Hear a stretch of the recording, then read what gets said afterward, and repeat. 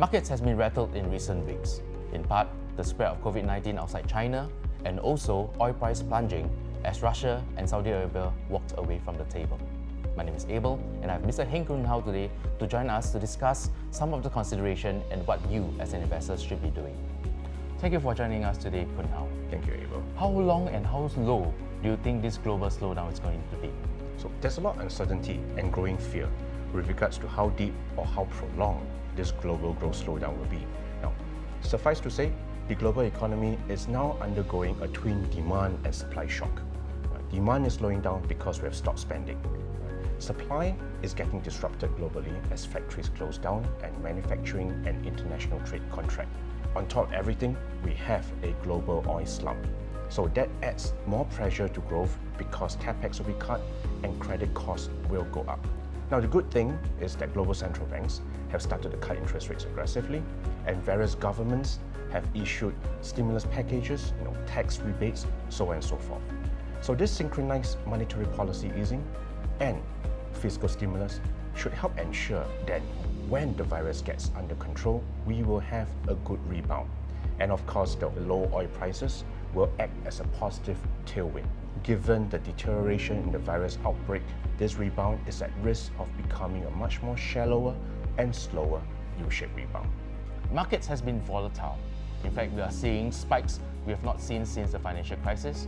You mentioned that central banks around the world have been cutting rates. How low do you think interest rate is likely to hit? Indeed, over the past month, interest rates across the world have started to drop significantly.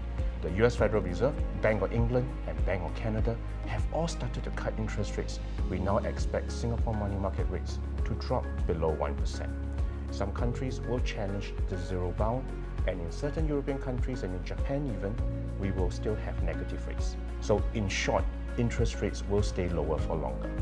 Thank you very much for your insights, Kun Hao.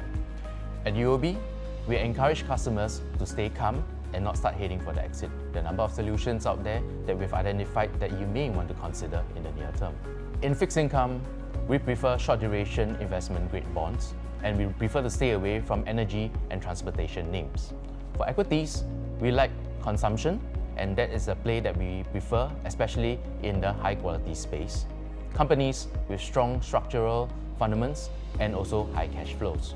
For those who are able to take risks, emerging market equities offers very attractive valuations. For the longer term trends, we prefer Chinese equities. With the structural reforms and a strong domestic market, this offers a very attractive proposition. We also like AI, and as innovation continues to bring products and solutions to the market, we think that this industry has legs to go. Last but not least, we like healthcare. The structural environment has not changed. The world is getting older and living a lot longer.